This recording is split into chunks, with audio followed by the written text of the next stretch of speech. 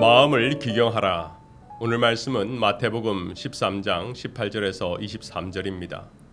그런즉 씨 뿌리는 비유를 들으라. 아무나 천국 말씀을 듣고 깨닫지 못할 때는 악한 자가 와서 그 마음에 뿌려진 것을 빼앗나니 이는 곧 길가에 뿌려진 자요. 돌밭에 뿌려졌다는 것은 말씀을 듣고 즉시 기쁨으로 받되 그 속에 뿌리가 없어 잠시 견디다가 말씀으로 말미암아 환난이나 박해가 일어날 때에는 곧 넘어지는 자요. 가시떨기에 뿌려졌다는 것은 말씀을 들으나 세상의 염려와 재물의 유혹에 말씀이 막혀 결실하지 못하는 자요.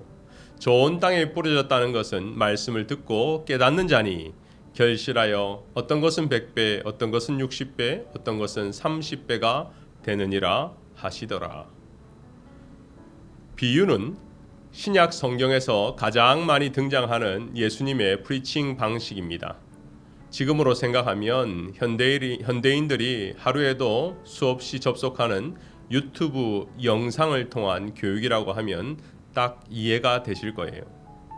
예수님은 제자들에게 무엇을 깨닫게 하실 때 저기 지나가는 새를 보라, 저기 저 들풀을 보라 하며 보는 것에 중점을 두셨습니다. 그리고 종류별로 천국 비유를 많이 하신 이유는 듣는 사람들이 천국을 본 적이 없기에, 천국에 대한 개념이 없기에 반복적으로 여러 가지 비유를 통해 하나님의 나라를 알려주신 것이죠. 그렇다면 천국으로 불리는 하나님의 나라는 과연 어떤 곳일까요? 오늘 저는 씨 뿌리는 비유를 통해 잠깐 소개하려고 합니다.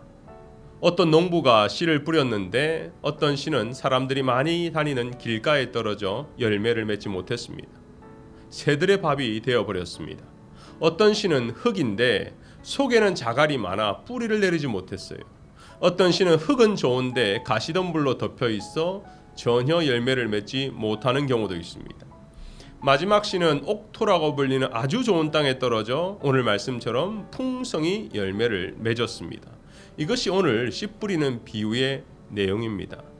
이 비유를 통해서 주님이 우리에게 알려주고자 했던 내용은 이 땅에 하나님의 나라가 말씀의 씨앗을 통해 어떻게 임하는지 그리고 어떻게 확장되는지 하는 것을 보여주기 위해 씨 뿌리는 비유를 선택을 하셨습니다. 사실 예수님이 공생애를 시작하실 때 이미 하나님 나라가 가까이 왔다라고 선포하셨습니다. 먼저 농부가 씨를 뿌리는데 그것이 하나님의 말씀이라는 거예요. 근데 그 말씀이 좋은 땅에 뿌려졌다는 것은 그 말씀에 반응을 한다는 것이죠. 똑같습니다. 하나님의 나라는 하나님의 말씀 앞에 반응하는 것입니다. 그런데요, 여기서 이 뿌린다는 의미가 한국의 모내기처럼 모를 심는 것과는 조금 다릅니다.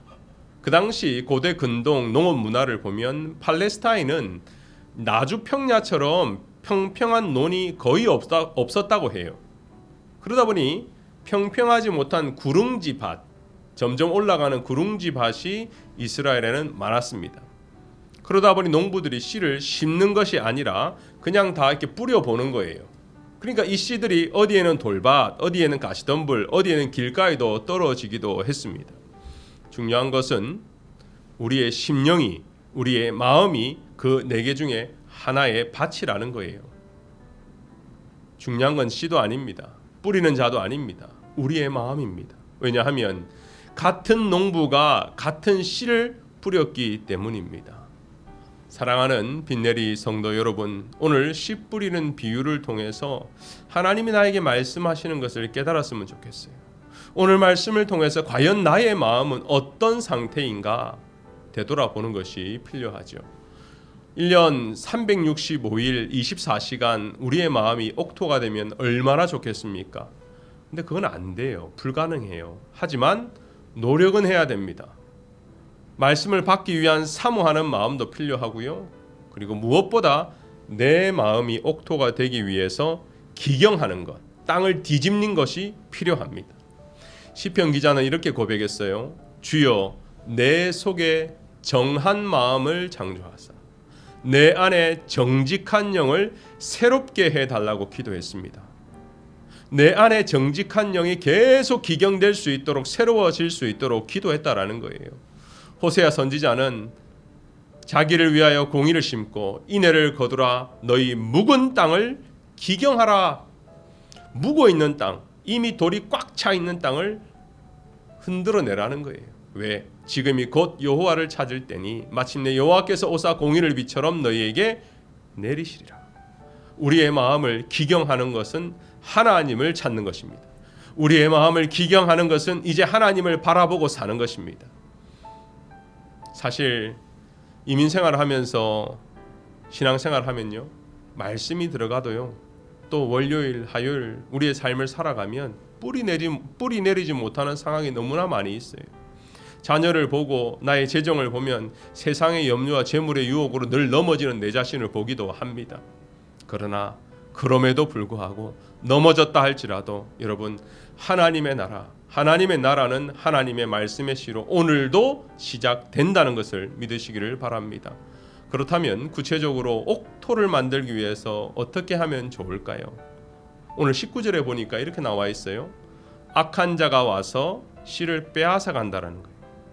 그럼 우리가 할 수 있는 것은 악한 자가 와서 씨를 빼앗지 못하도록 대비하는 것이 중요합니다.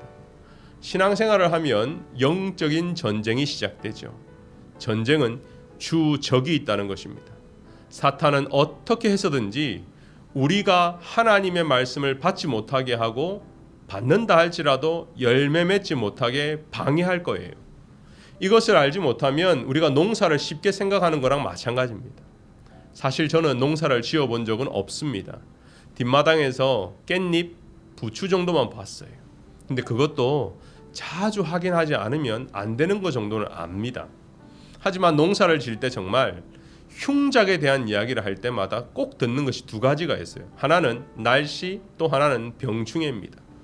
이 말은 농부가 할 수 있다라는 거, 한계가 있다라는 거예요. 아무리 성실하게 해도 날씨를 주관할 수는 없어요. 병충해를 자기가 다 막을 수는 없습니다. 하지만 시작되었을 때 바로 차단할 수는 있습니다. 대부분의 우리 마음의 병충해는 감정의 영역이 많습니다. 우리의 마음 가운데 이 감정 때문에 흔들릴 때가 많다라는 거예요. 그래서 잠언 기자도 무릇 지킬 만한 것보다 더욱 내 마음을 지키라. 생명의 근원이 이에서 남이라. 지키는 것은 운동 경기를 해서 알겠지만 축구나 농구처럼 공격도 중요하지만 수비하는 것이 지키는 거예요. 그렇기 때문에 악한 영이 틈타지 않도록 내 마음을 관리하고 지키는 훈련을 해야 합니다. 그런데요, 제가 기도 생활할 때도 이게 똑같은 걸 알게 되었습니다. 기도하면 사탄이 틈타지 않습니까? 아니에요. 기도할 때도 사탄이 틈을 탑니다. 우리가 하나님의 뜻과 하나님의 나라와 하나님의 의를 먼저 구하지 않으면 우리는 죄성이 많고 본성이 악해서 나 중심으로 생활합니다. 그러니 기도도 나의 소원을 먼저 참고 나의 필요를 먼저 찾고 간구할 때에 우리의 마음이 노출되어 버리고 무방비 상태가 되어 버립니다. 그러면 사단이 그 마음을 공격하는 것이죠. 남들과 비교하게 합니다. 항상 부족한 것처럼 보입니다. 여러분, 예수님이 언제 사탄의 시험을 받았습니까?